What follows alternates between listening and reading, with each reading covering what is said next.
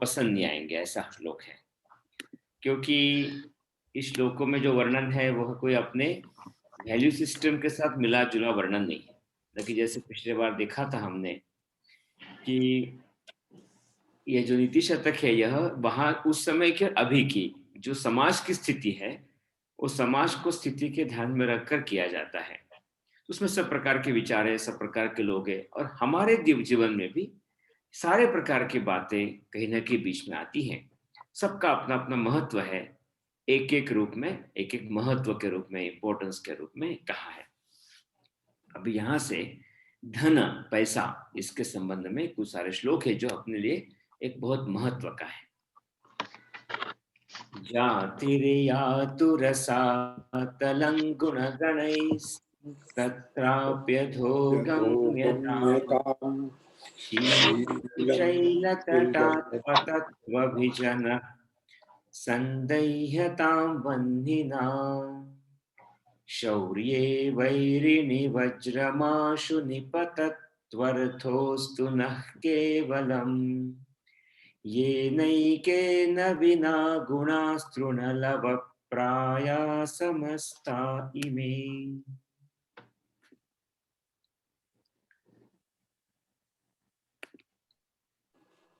एक मिनट का वो मेरा विजुअल चला गया।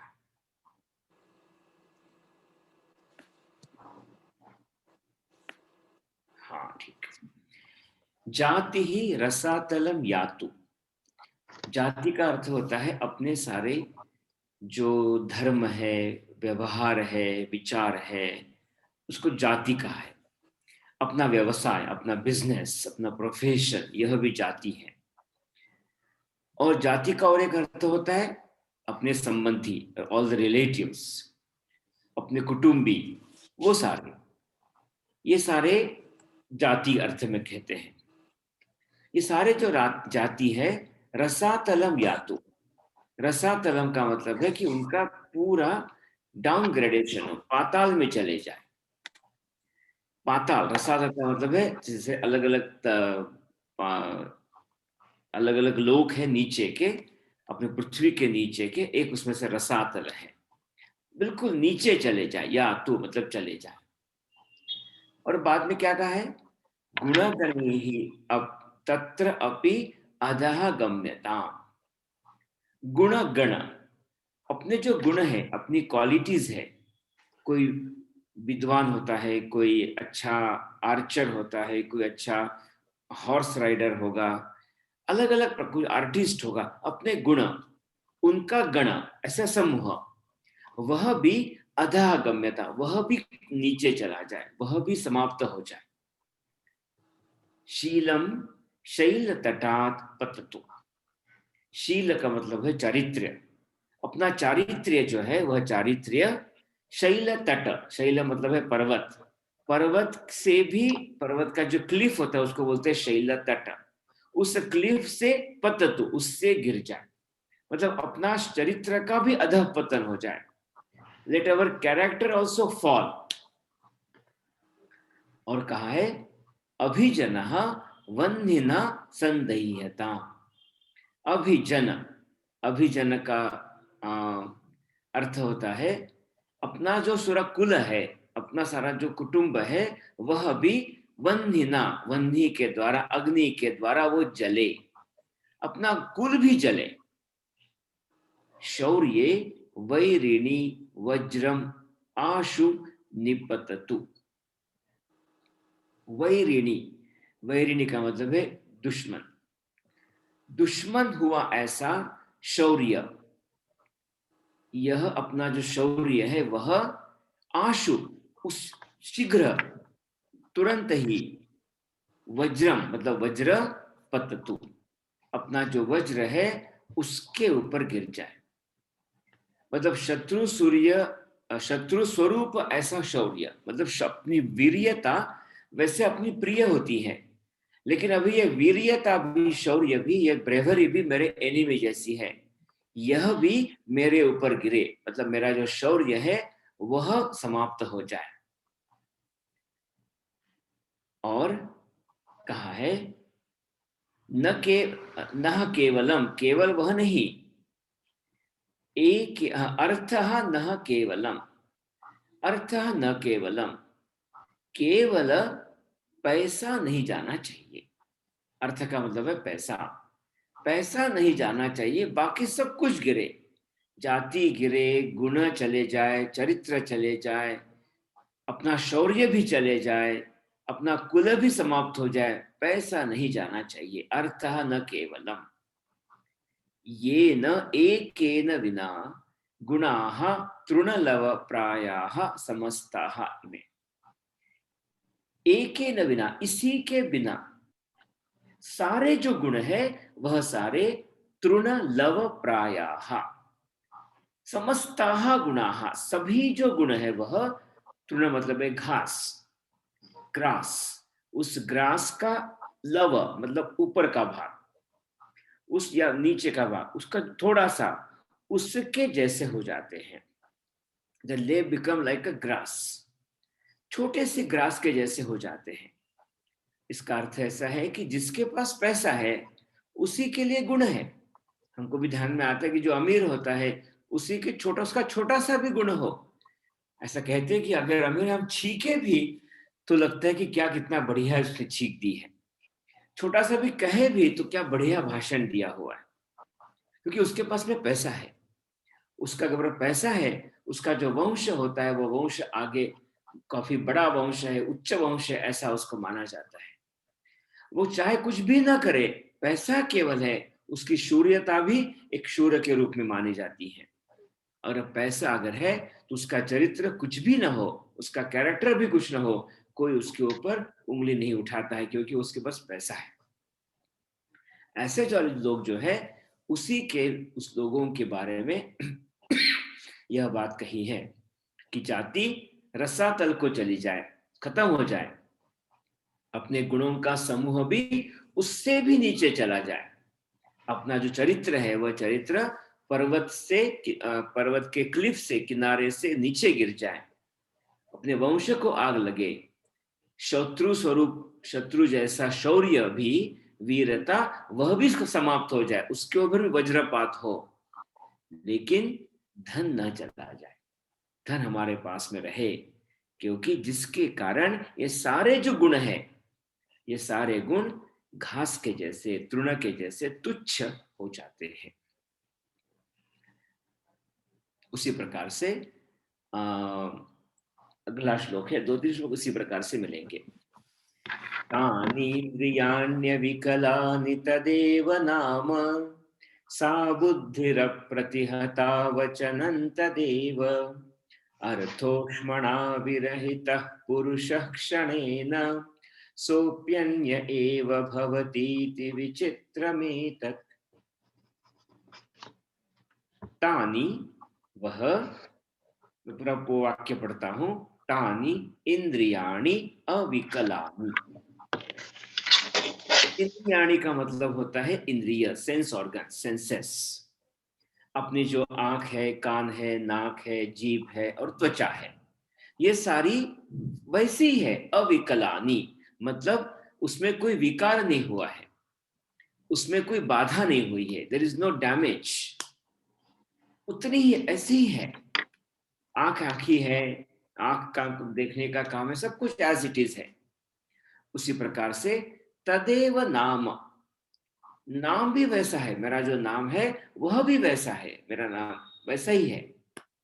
सा बुद्धि अप्रतिहता, वह जो बुद्धि है वह भी अप्रतिहत, अप्रतिहत का होता है वह भी इंटैक्ट है, अप्रतिहत जिसमें कोई चली नहीं गई है, डिमेंशिया नहीं हुआ है, समाप्त नहीं हुई है, वह बुद्धि भी ऐसे ही है।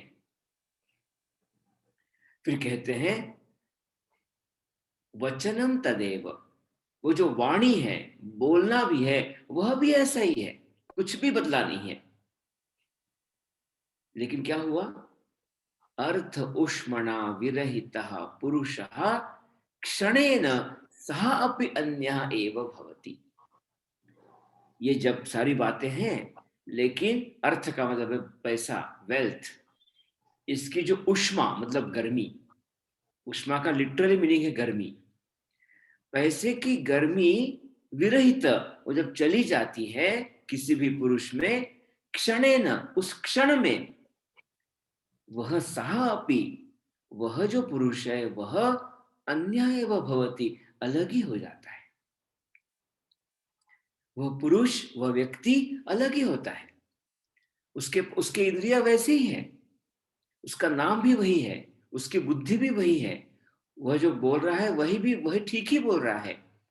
लेकिन जब उसके पास पैसा था तो ये सारी बातें अलग थी। अब पैसा चल जाने के बाद में क्षणेन, उसी क्षण में, सः अपि अन्यः एव भवति, वह अलग ही हो जाता है। विचित्रमेतत्, ये कितना विचित्र है। वही जो इंद्रिया है वही है, उसका नाम भी वही है, उसकी बुद्धि भी इंटैक्ट है, उसमें कोई वो बुद्धि चली नहीं गई है, उसका जो भाषा है वह भी वही है। किंतु क्या विचित्र है कि किसी भी व्यक्ति की, आदमी की है तो क्षण में वो दूसरा हो जाता है, वह दूसरा हो जाता है। ऐसा कहते हैं।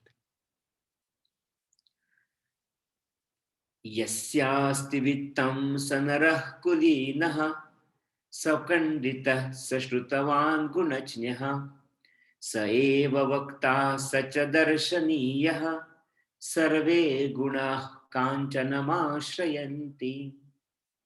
यस्य अस्ति वित्तम, वित्त मतलब है पैसा, मनी, वेल्थ, जिसके पास वेल्थ है वह नर, वह व्यक्ति कुलीन होता है। वह व्यक्ति, उसका कुल अच्छा है। जैसे अगर कोई जाएगा तो उस जगह पे आपको ध्यान में आएगा कि उसको बोलेंगे कि वाह कौन से फैमिली से आए हो, उसी फैमिली का नाम लेंगे कि जहां पैसा है। सह पंडित, वो पंडित है, वो अलग अलग स्कूलों में, कॉलेज बना सकता है, और कॉलेज में बड़े बड़े पीएचडी डीलिट वालों को भाषण दे सकता है, क्योंकि उसके ऊपर पैसा दिया है, उसको डोनेशन दिया है उस कॉलेज को। सह श्रुतवान, श्रुतवान का मतलब है वह शास्त्रों का भी अध्ययन उसने किया है, उस शास्त्र का भी ज्ञान उसको मिलेगा। सह गुणज्ञ, वो दो लोगों के गुणों को भी जानता है, ऐसा उसको मानते हैं। सहाय व वक्ता, वो अच्छा वक्ता भी है, उसका भाषण सब सुनने को आते हैं।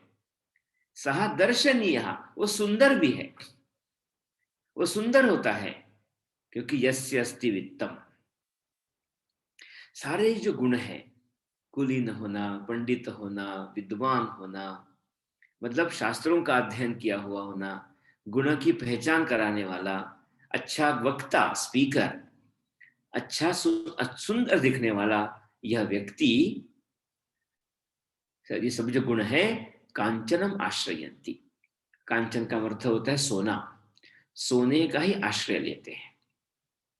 ये सारे जो गुण है यह सोने के असोने का आश्रय लेते हैं। यह सोना नहीं है, कांचन नहीं है, तो ये गुणों की कोई कदर नहीं है। जिसके पास ये है, फिर वो कैसा भी हो, वो कितना सुंदर है, ऐसा हम उसको कहेंगे। इसलिए यस्य अस्ति वित्तम सह नरः कुलीनः पंडितः श्रुतवान गुणज्ञः वक्ता दर्शनीयः च। इस गुण है यह कांचनम आश्रयंती, यह केवल सोने धन के आश्रयंती मतलब है आश्रय लेते हैं, मतलब they take a refuge to the only the wealth.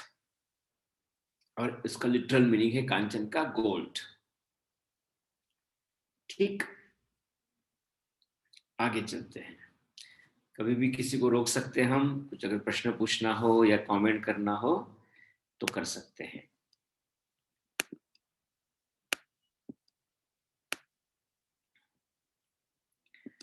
दौर्मन्त्र्याद् नृपतिर्विनश्यति यतिः संगात् सुतोलाननात् Wipro नध्ययनात् कुलं कुतनयात् शीलं खलोपासनात् ह्रीर्मद्यादनवेक्षणादपि कृषि स्नेह प्रवासाश्रयात् मैत्री चा प्रणयात् समृद्धिरनयात् त्याग प्रमादात् धनम।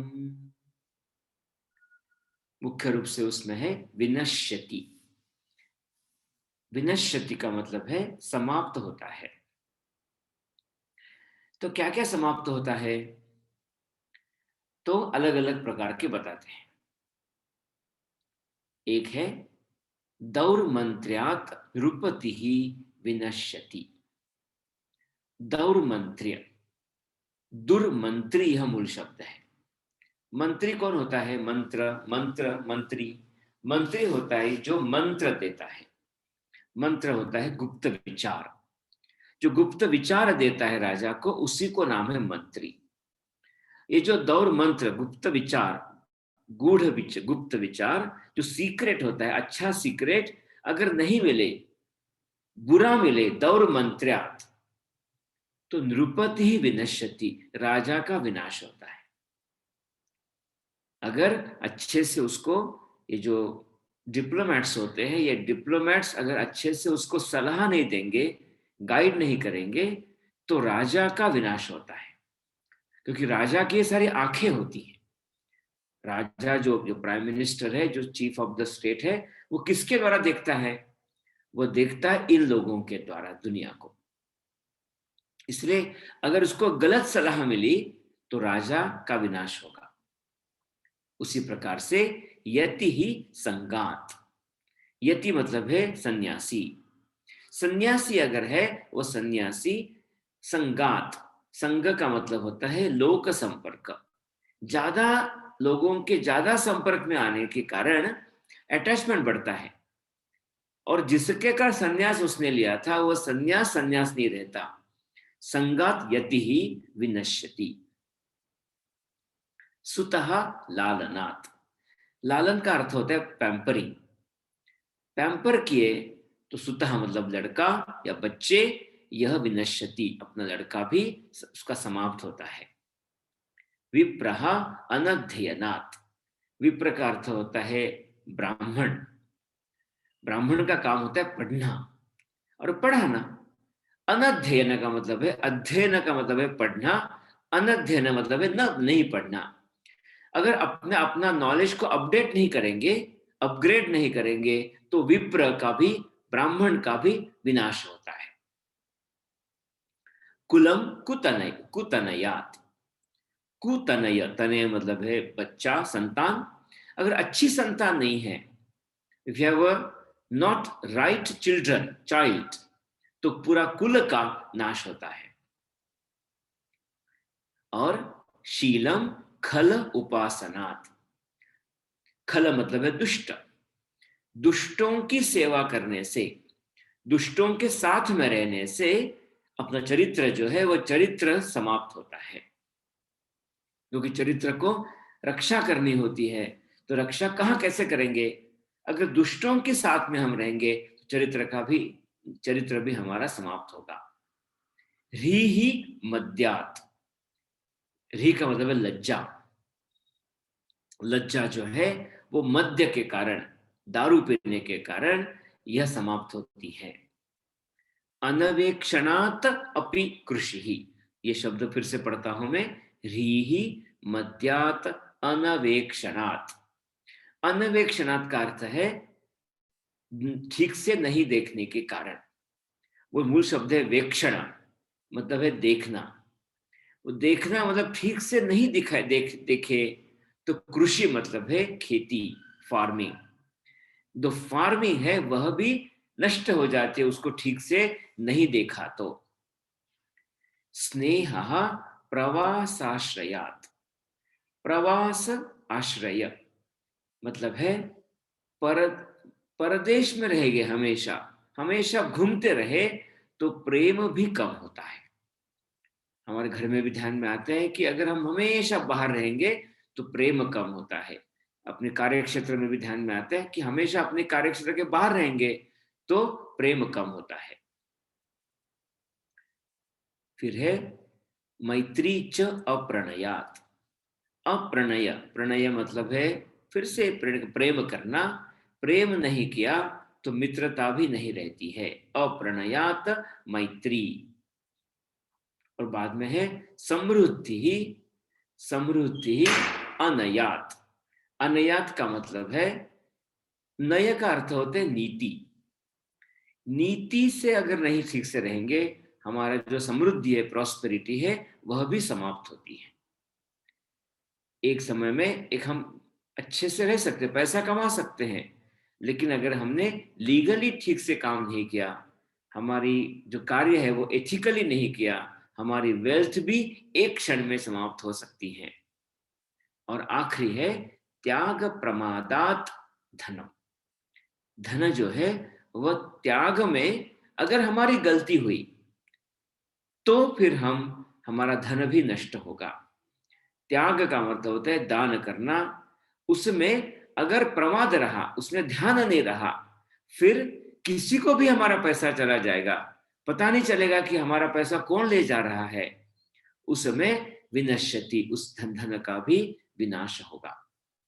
इसलिए छोटी छोटी बातें बताकर अपने जीवन के संबंध में यहां बताया है कि अनुचित योग्य अगर हम सलाह न न न मिलने के कारण राजा का विनाश होता है। ज्यादा लोगों के संबंध में संपर्क में आने से जो सन्यासी है उसका विनाश होता है, वो सन्यासी नहीं रहता। खूब प्यार करने से, पैम्परिंग करने से पुत्र पुत्री संतान, उसका विनाश होता है। अध्ययन न करने के कारण ब्राह्मण का नुकसान होता है।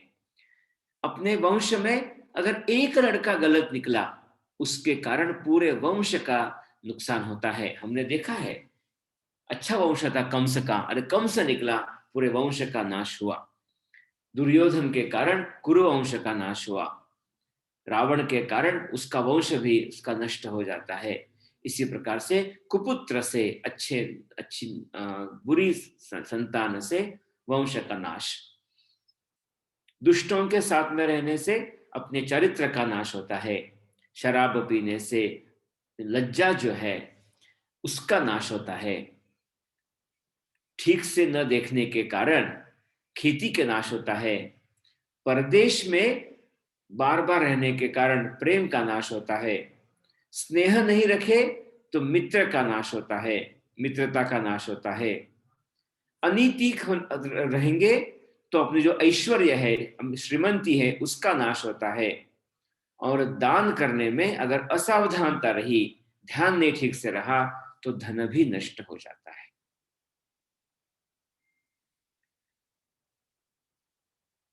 आगे चलेंगे।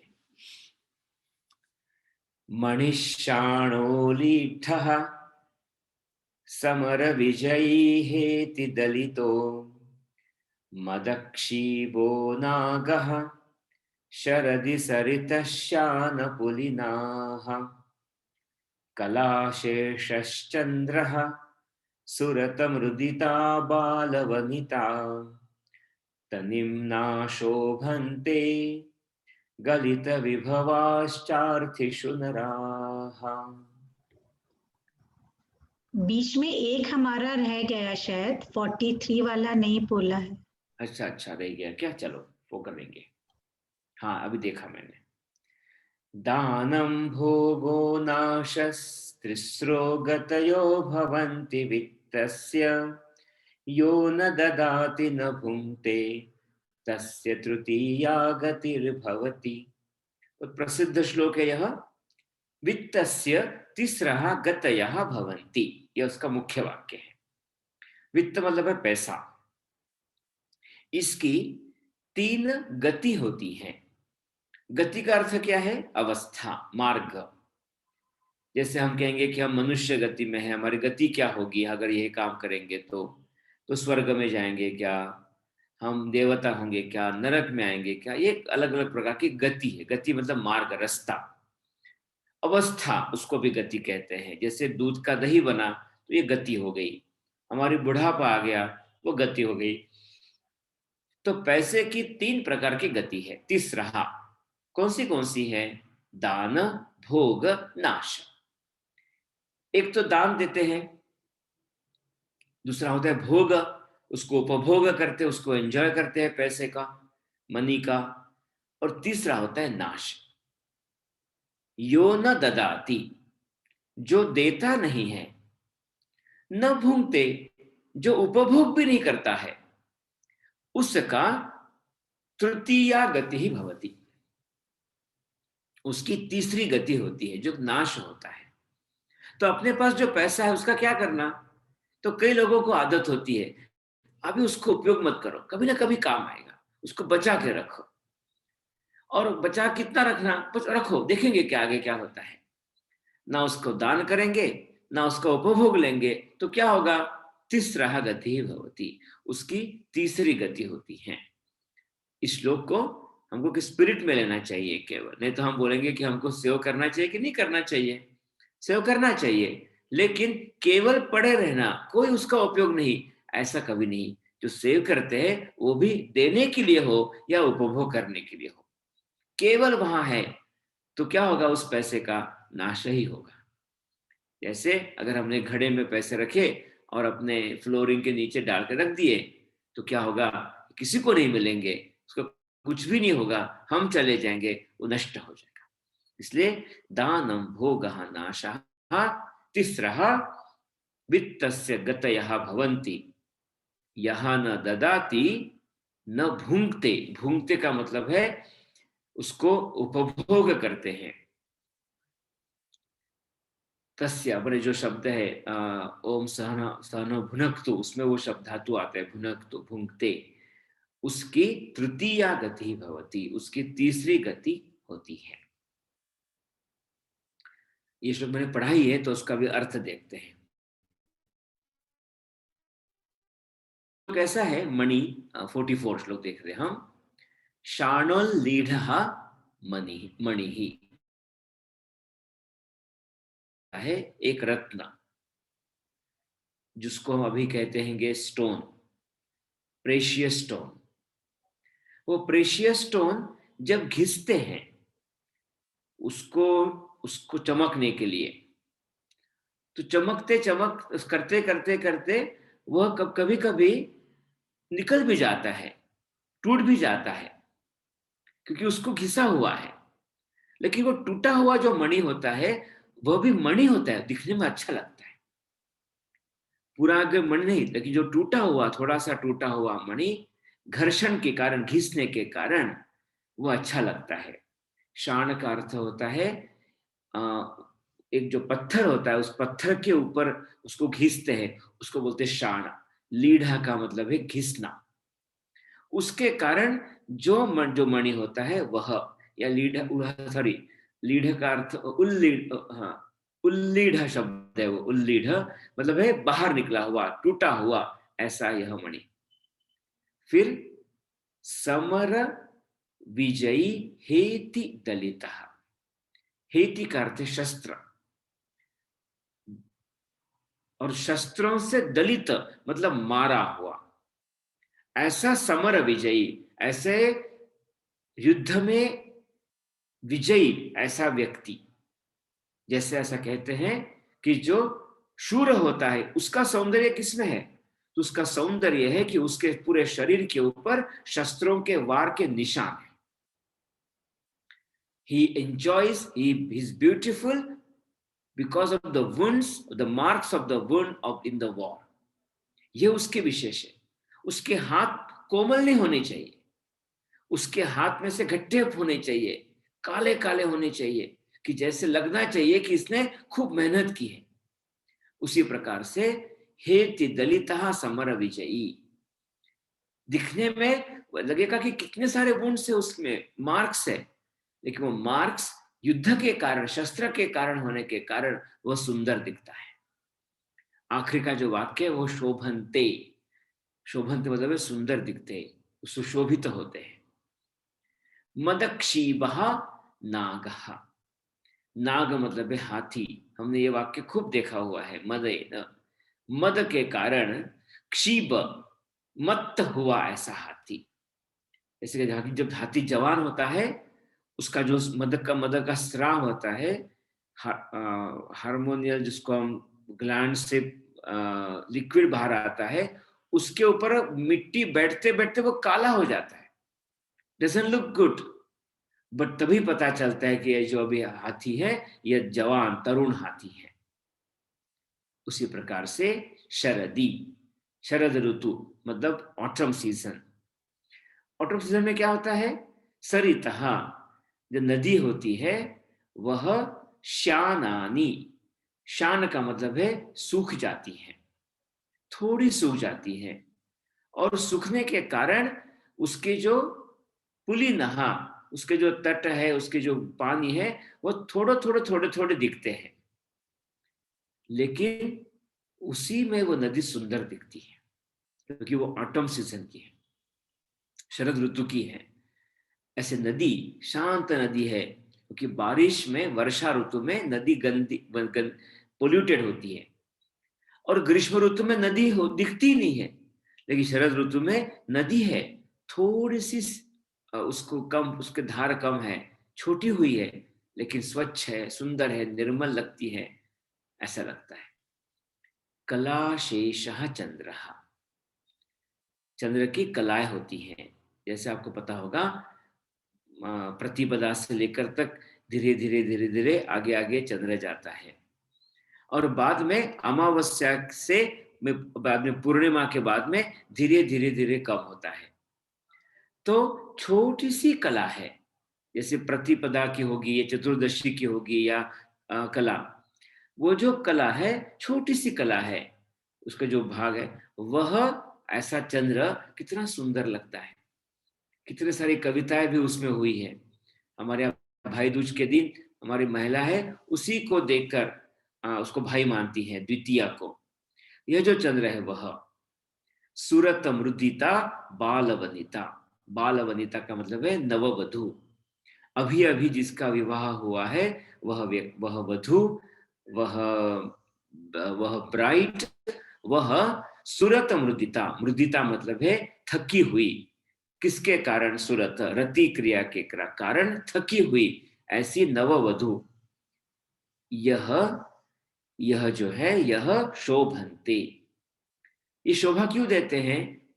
तन्निम्ना, उनकी वह कम हो चुके हैं फिर भी वह सुंदर दिखते हैं, क्योंकि उसी प्रकार से गलित विभवाच अर्थिषु, अर्थिषु गलित विभवाः नराः। अर्थिषु, अर्थिषु का मतलब है अर्थी मतलब है याचक, पैसा मांगने वाला, बेगर, और पैसे मांगने वाले ऐसे को पैसा देते देते देते जिसका पैसा कम हुआ है, इतना उसने दान किया, गलिता, पैसा दिया, धन दिया, उसके कारण वह जो पुरुष होता है वह पुरुष उसी प्रकार से शोभा देता है। मुख्य वाक्य क्या था? मुख्य वाक्य है अर्थिषु गलित विभवाः नराः शोभन्ते, यह मुख्य वाक्य है। तनिम्ना मतलब है वो कम होने के बाद भी वो शोभा देता है। यह बताने के लिए सारा कुछ बताया, फिर यह कहने के लिए सारा कुछ बताया कि रत्न होता है वह उस पत्थर के ऊपर उसको अगर घिसा गया तो घिसते घिसते घिसते वो टूट जाता है, लेकिन रत्न अच्छा लगता है। शस्त्रों के द्वारा आहत घायल ऐसा जो समर विजेता है वह सुंदर दिखता है, वो शोभा देता है, उसकी शोभा देता है। मदमस्त हाथी शोभा देता है। शरद ऋतु में जो नदी होती है वह नदी की कुछ सूखी गई है, लेकिन उसको वह नदी बहुत शोभा देती है।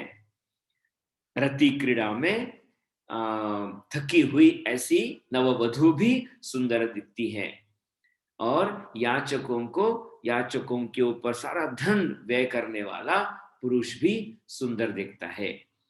यह सुंदर दिखते हैं उसमें कुछ ना कुछ कमी होने के कारण। तंजिमना का मतलब है उसमें कुछ ना कुछ कमी हो, इसका अर्थ है they do not remain perfect but in their imperfections they look good, ये उसका मुख है। अभी सारे करते समय वो परफेक्ट नहीं रहे, लेकिन वो इम्परफेक्ट थे और इम्परफेक्शन में ही वे सुंदर दिखते हैं। इतना सुंदर श्लोक यह हमको पता चलता है। आगे चलेंगे, इसके बाद में फिर हम रोक कर हम चर्चा करेंगे क्या आप सबके रिफ्लेक्शन से फिर हम सब देखेंगे। नहीं तो परीक्षीणो कश्चित् स्पृहयति यवानां प्रसृतये सपश्चात् संपूर्णः कलयति धरित्रीं तृणसमाम् अतश्चानैकान्त्यात् गुरुलघुतयार्थेषु धनिनाम् अवस्थावस्तूनि प्रथयति च संकोचयति च। कश्चित कोई एक ऐसा व्यक्ति, परीक्षीणः निर्धन, इसके पास पैसा नहीं है, गरीब बेचारा, वह यवानां प्रसृतये स्पृहयति। प्रसृतये मतलब है यव मतलब है धान्य, उसको जौ बोलते, जौ। वो जौ को, उस पैसे उसको, और कब प्रसृत ये मतलब छोड़े से भी एक माप है, प्रसृत प्रसर, प्रसर मतलब एक हाथ भर, उसको बोलते प्रसार, पसार। उस हाथ भर जव के लिए स्पृहेति इच्छा करता है।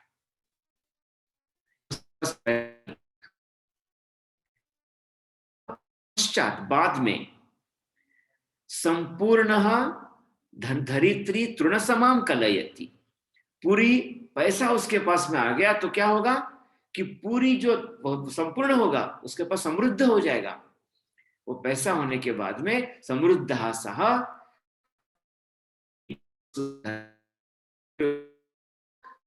के जैसे, घास के जैसे तुच्छ मानता है, उसको मानता है। हमारा क्या अनुभव आता है कि जब हमारे पास में पैसा बिल्कुल नहीं था, हम जब इस देश में आए थे, हमारे पूर्वज, हम तो छोटे से रूम में रहते थे, एक एक डॉलर को, एक शिलिंग को संभाल कर करते थे, और पैसा थोड़ा मिल गया तो आनंद हो जाता था। अभी सब कुछ हम कुछ भी कर सकते, हमारे अफोर्डेबिलिटी बढ़ गई। वो कहते हैं अतः अर्थेषु अनैकान्त्यात्, अर्थ जो है पैसा है वह बदलता है। पैसा है तो हम थोड़े से जो धान्य के लिए भी तरसते हैं, पैसा पैसा पैसा नहीं तो, पैसा है तो पूरी दुनिया को खरीदने की उसको भी हम तुच्छ मानते हैं। ये किसके कारण हुआ? दुनिया एज इट इज है, पृथ्वी एज इट इज है, नथिंग हैज चेंज्ड। हमारे पास का पैसा गड़बड़ हो गया, और अर्थ हमारे पास पैसा है और पैसा नहीं है, उसको बोलते अनेकांत, मतलब अलग अलग जगह। इसके कारण लघु गुरुतया धनी नाम, बड़ा हो गया पैसा, ज्यादा हो गया गुरु, पैसा कम हो गया लघु। उसके कारण अर्थेषु, पैसे के बारे में, धनी नाम ऐसे होता है। वो कहते हैं वस्तुनि अवस्था, ये जो वस्तु मतलब है जो दुनिया है, उस दुनिया को प्रथयति मतलब एक्सपांड होता है, और संकोचयति वो कॉन्ट्रैक्ट होता है। तो एक आदमी, बड़ा गरीब आदमी, पसर भर, छोटे से हाथ मुट्ठी भर जौ के लिए भी वो इच्छा करता है, स्पृहा करता, इच्छा करता है, और वही फिर संपन्न होने पर दुनिया को अपने मुट्ठी में लेता है। मुट्ठी भर धान्य के लिए, खाने के लिए भी वो 4 जगह पे जाएगा, और बाद में दुनिया मुट्ठी को मुट्ठी में लेगा। पदार्थ की छोटाई और बड़ाई, यह वो पदार्थ पर नहीं है, ये धन के ऊपर है, धनियों की अवस्था पर है। वो बड़ी हो गई और छोटी हो गई तो दुनिया उसके लिए छोटी या बड़ी हो जाती है। जैसे आपको अनुभव आता होगा कि जब हम आए थे तो छोटा सा एक रूम भी हमारे लिए बहुत बड़ा था, एक छोटा सा छत भी हमारे लिए बहुत बड़ा था, हम अच्छे से रह सकते थे। पैसा आने के बाद में ध्यान में आता है 10 बेडरूम का घर भी छोटा ही लगता है, क्योंकि अभी अपने पास में पैसा है। दुनिया एज इट इज है, हमारे पास में पैसा नहीं था उसके कारण ये सारी बातें बदली है। ठीक है, तो अभी हम लगभग 6 श्लोक देखे हमने, 6-7 श्लोक देखे। तो इसके संबंध में कोई रिफ्लेक्शंस, कुछ अपनी बात, अपने विचार रखने हो तो बता सकते हैं।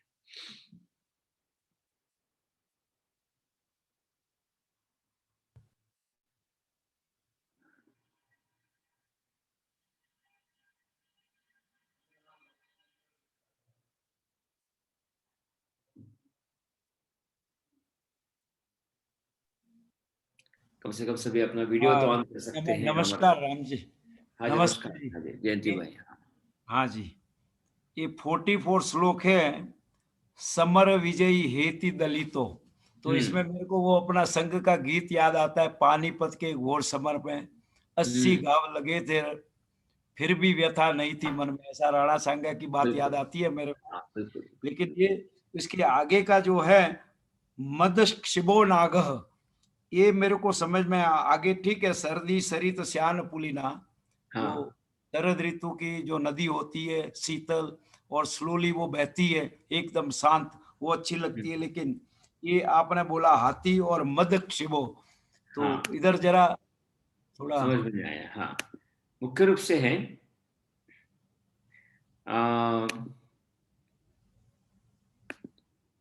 कि जो हाथी है जवान, उसका जो मदस्त्रा होता है, उसके कारण वो जवान है, लेकिन जवानी की जो थकान है वो थकान उसमें रहती है।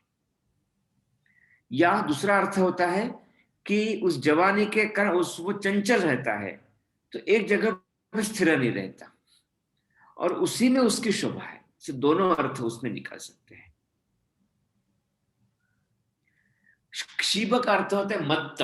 मत्त मतलब इसमें बहुत एनर्जी, हाँ, एनर्जी या क्या एनर्जी, एनर्जी आकर अभी कंट्रोल में नहीं है, ऐसा जो है वह मत्त उस अर्थ में आता है। मस्ती में रहा हुआ। हाँ, ऐसा ऐसा हुआ।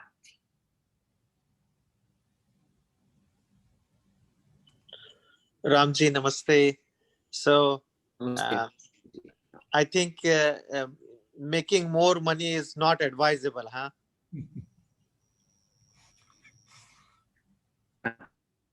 more money not advisable है कि मनी का सदुपयोग होना चाहिए। मतलब पैसा आता ही है अपनी क्षमता के अनुसार, लेकिन वो पैसे का उपयोग कैसे करे इसके ऊपर है। इसलिए अमीर होना बुरा नहीं है, क्योंकि उसकी क्षमता है। इसलिए अपने इसमें कहा है, यहां नहीं, कि शतहस्तेन समाहर, 100 हाथों से जमा करो पैसा, फिर सहस्त्र हस्त्रेण वितर, 1000 हाथों से उसको बांटो। सुना होगा हमने। तो यह जो कल्पना है, इसमें पैसा, ज्यादा पैसा जमा करना नहीं, होता ही है पैसा, क्योंकि हमारी क्षमता होती है, क्यों नहीं। लेकिन उसका उपयोग क्या, तो दान करो या भोग करो, तीसरा उसका मत करो ना।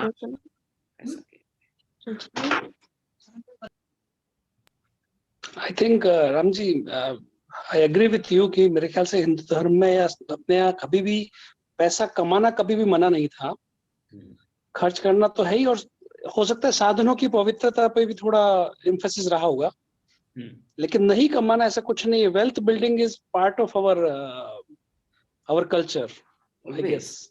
क्योंकि अपने वेदों की सब जो ऋचा है या जो हम मंत्र बोलते हैं, उसमें यही कहा है ना कि यश प्राप्ति, धन प्राप्ति, लक्ष्मी, सारी कल्पना है ही। मंत्र पुष्पांजलि में भी सारी कल्पना है। लेकिन जैसे अभी बात की कि अनय मतलब नीति के विरुद्ध नहीं कमाना, नीति के विरुद्ध, उसी को हम कहेंगे कि अनएथिकल नहीं कमाना। क्योंकि पैसा होगा तो समृद्धि होगी, समृद्धि होगी तो नए नए इनोवेशंस होंगे, विद्या बढ़ेगी, व्यापार बढ़ेगा, संबंध बढ़ेगा, समाज में नाम बढ़ेगा, सारी बातें रहेगी। इसके कारण वो उसकी आवश्यकता है। एक बार रविशंकर जी को भी किसी ने कहा था कि आप बहुत अच्छे से रहते हैं, सब कुछ बढ़िया महंगे कपड़े पहनते हैं, तो उन्होंने कहा कि हमारे यहाँ बहुत गरीब या दीनहीन भिक्षु हो ऐसा भी जरूरी नहीं है कि वो कुछ भी कर नहीं सके, या संत भी ऐसा हो कि बिल्कुल दरिद्र ही रहे, ऐसा शायद नहीं है। आई डोंट नो वो उनका कितना सही है कितना नहीं, पर उन्होंने कहा था एक बार ऐसा। वैसे दरिद्र शब्द जो आता है वह मन के लिए ज्यादा उपयुक्त है, मन के लिए। अमीर आदमी भी दरिद्री हो सकता है, और गरीब आदमी जो पैसे धन से वो भी रिच होता है। तो दरिद्र व्यक्ति जो दरिद्री शब्द बोलते हैं, दरिद्रता, वह दीनता उस अर्थ में आती है मुख्य रूप से। ठीक है, और कुछ?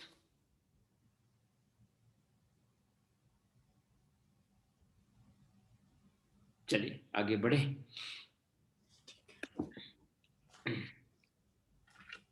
राजन् दुदुक्षसि यदि क्षितिधेनुमेताम् तेनाद्य वत्समिव लोकममुं पुषाण तस्मिश्च सम्यगनिशं परिपोष्यमाणे नानाफलैः फलति कल्पलतेव भूमिः। सुंदर वाक्य श्लोक है यह।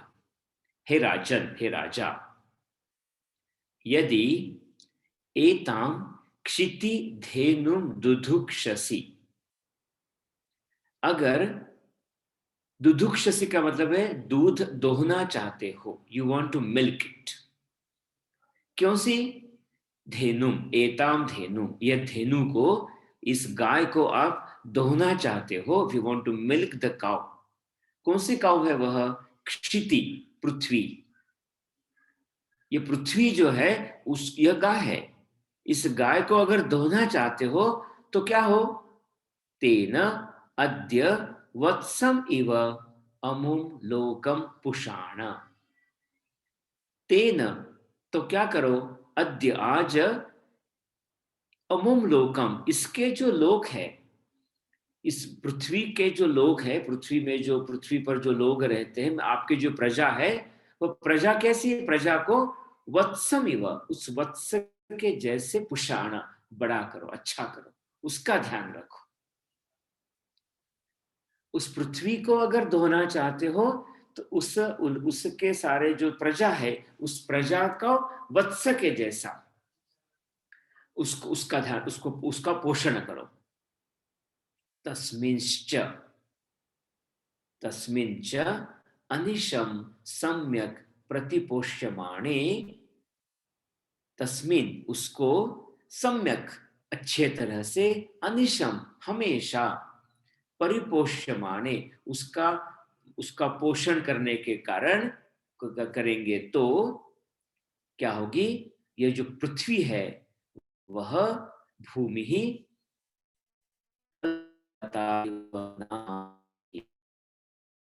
कल्पलता, मतलब है कल्प वृक्ष, कल्प की लता जो स्वर्ग में प्राप्त होती है, जिसके नीचे इच्छा करने सब कुछ मिलता है, वह नाना फल ही, अनेक फलों के द्वारा फलती, उसकी फलीभूत होगी, वो आपको फल देगी।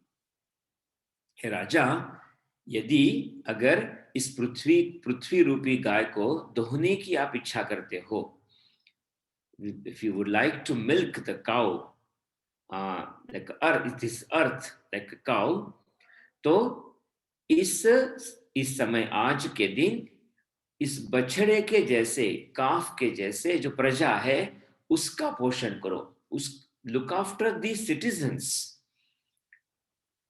Because they are the calf. प्रजा का अच्छे से अगर ध्यान रखोगे तो यह पृथ्वी कल्पलता के जैसी अनेक फल आपको देगी, फल प्राप्त करेगी।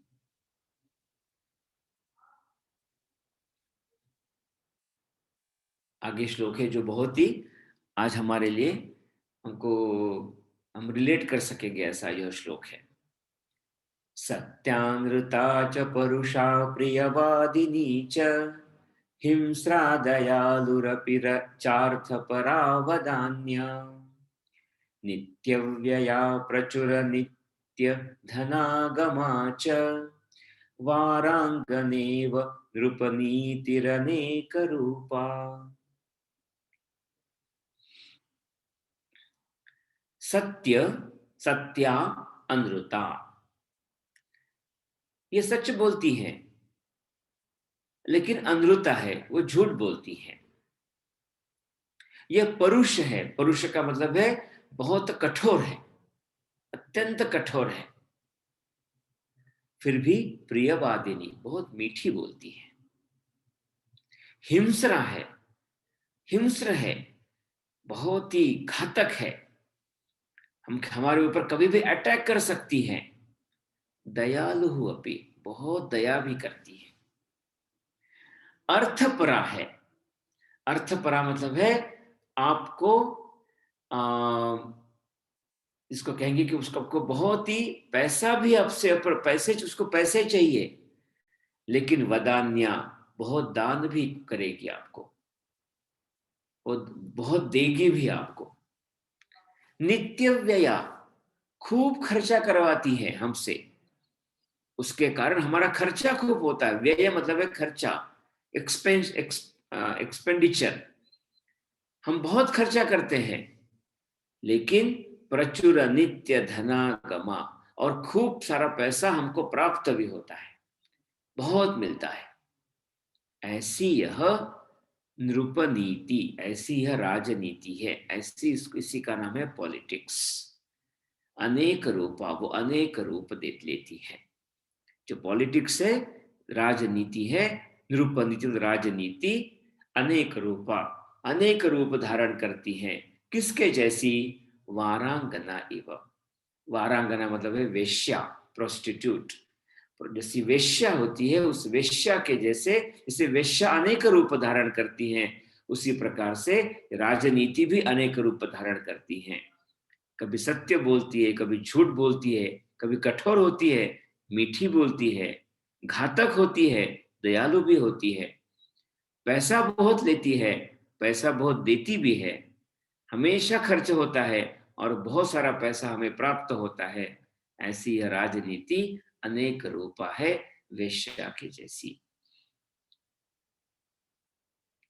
उस समय भी, अभी भी एक प्रकार की राजनीति थी, कभी सच्ची है, कभी झूठी है, कभी कठोर है, कभी मीठा वचन बोलती है, कभी घातक है, कभी दयालु है, कभी स्वार्थी है, कभी दानी है, कभी बहुत खर्चा करती है, बहुत पैसा लाती है। इस प्रकार की राजनीति वेश्या की जैसी अनेक रूप वाली होती है। आज्ञा कीर्ति पालनम ब्राह्मणानां, दानं भोगो मित्र संरक्षणञ्च, येषामेते षड्गुणाः न प्रवृत्ताः, कोऽर्थस्तेषां पार्थिवोपाश्रयेण। हे पार्थिव, हे राजा, एक व्यक्ति कहता है, राजा के दरबार में गया है और राजा को कहता है कि कहा अर्थः उपाश्रयेण, आपका आश्रय, आपके राज्य में रहना, यह कब ठीक होगा? हमने बीच में सुना था गलत अर्थ में, जैसे आमिर खान ने कहा था भारत में रहने के लायक नहीं है, उस पर काफी टीका हुई थी, वो ठीक भी थी क्योंकि उसने गलत किया था, क्योंकि उसी अर्थ में कहा था उस राजा के राज्य में रहने का क्या फायदा है। कहा अर्थः तेषां उपाश्रयेण, यत्र येषां षड्गुणाः न प्रवृत्ताः, जहां षट गुण, 6 गुण निर्माण नहीं होते हैं, छठ गुण मिलते नहीं है, न प्रवृत्ताः, वहां नहीं है। कौन से षट गुण हैं? तो पहला है आज्ञा। आज्ञा का मतलब होता है शासन, मतलब है उसमें डिसिप्लिन नहीं है, एक न्याय नहीं है, जस्टिस नहीं है। आज्ञा का अर्थ वो है, जस्टिस वहां मिलता नहीं है। कीर्ति ही, जहां जिस राज्य के पास में मतलब यश नहीं है, जिस राज्य का हमेशा हारने वाला, नीचे गिरने वाला, पराभूत है, वैसा राजा। फिर बाद में है ब्राह्मणानां पालनम दानम भोगः। ब्राह्मण जो है, जो ब्राह्मण मतलब है विप्र, जिन्होंने वेदों का अध्ययन किया है, अध्ययन अध्यापन, शिक्षक है, उन शिक्षकों का पालन, उस शिक्षकों का रक्षण, जहां शिक्षक सुरक्षित नहीं है वहां क्या। जैसे चाणक्य ने भी नंद का वो राज छोड़कर तक्षशिला में गए थे, क्योंकि वहां उसको शिक्षकों का अपमान हुआ था। यह शिक्षक का अपमान हुआ है, जो शिक्षक समाज को बनाता है, उस शिक्षक का अपमान जहां होता है वहां रहने का क्या मतलब है। इसलिए ब्राह्मणानाम पालनम, और बाद में दानम, जहां अच्छा दान नहीं प्राप्त होता है, सत्पात्र को दान नहीं मिलता है। फिर भोग, जहां हम उपभोग नहीं कर सकते हैं, हम आनंद से रह नहीं सकते हैं, वह मित्र संरक्षणम, जहां मित्रों का संरक्षण नहीं है। जो मित्र होते हैं वो भी परेशान है, उसका संरक्षण नहीं है, उसके लिए सिक्योरिटी नहीं है, मित्रों की सिक्योरिटी नहीं है। यह जो 6 गुण है, आज्ञा, कीर्ति, ब्राह्मणानां पालनम, दानम, भोगा, मित्र संरक्षणम, यह 6 गुण जहां नहीं होते हैं, उस राजा के पास में रहकर क्या फायदा। इसलिए मैंने उदाहरण जो दिया था वो गलत उदाहरण था, क्योंकि उनका कल्पना थी कि ये जो भारत को एक रखने की सारी जो बातें जो बढ़ने लगी, और भारत को तोड़ने की बातें जहां कम होने लगी, तो उस देश में रहकर अभी फायदा क्या है। दुष्ट नीति थी उसी प्रकार से। लेकिन जैसे चाणक्य के बारे में कहते हैं कि जहां ब्राह्मणानां पालनम नहीं है, जहां दान नहीं है, जहां मित्र का संरक्षण नहीं है, जो राज्य हमेशा पराभूत होता है, जिस राज्य में सिक्योरिटी नहीं है, जिस राज्य में कानून ठीक से नहीं, जस्टिस नहीं है, उस राज्य में रहकर क्या फायदा है। आज भी दुनिया में जो माइग्रेशंस बहुत सारे होते हैं, पॉलिटिकल माइग्रेशंस, इसी के कारण होते हैं, क्योंकि उनको ये सारी बातें उस राज्य में दिखती नहीं है। ठीक है, अभी हम यहाँ रुकेंगे क्योंकि अभी समय हो गया है, तो अगले सोमवार को फिर मिलेंगे। अभी बस 3 मिनट है, कुछ 3 मिनट में अगर कुछ बचे हुए श्लोकों का रिफ्लेक्शन हो तो हम बता सकते हैं। कुछ श्लोक एकदम दिमाग में बैठ गया, कुछ लोग समझ में नहीं आया, अच्छा नहीं लगा।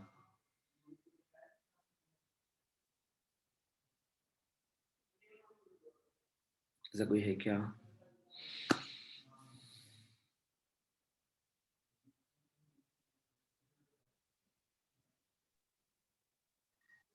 I think it's a lot to digest in one shot.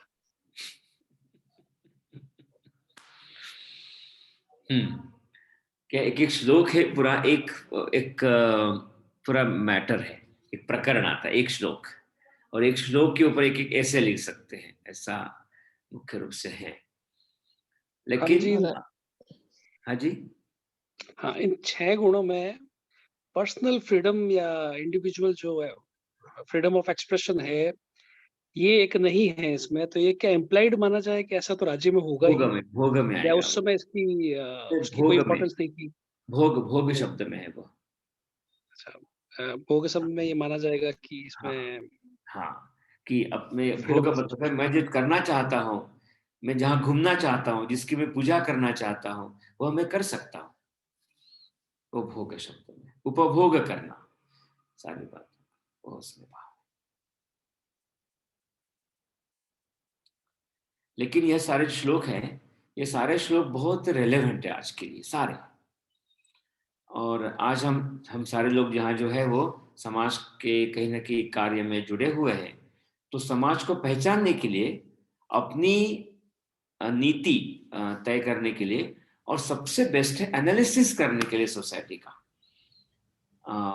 ये श्लोकों का उपयोग खूब अच्छा मैं भी बहुत करता हूँ कि जब भी समाज आता है तो नीति शब्द का कुछ श्लोक याद आता है कि हाँ, वहां ये सारी बातें लिखी गई। तो आश्चर्य लगता नहीं है, उस जनरेशंस में, सेंचुरीज में भी वही सारी बातें थी जो आज हमको मिलती है।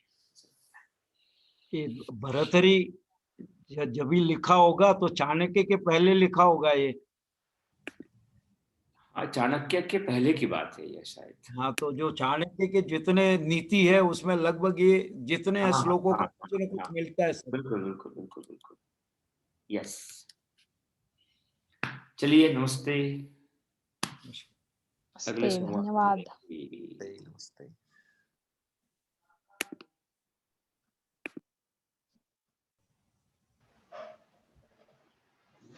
धन्यवाद।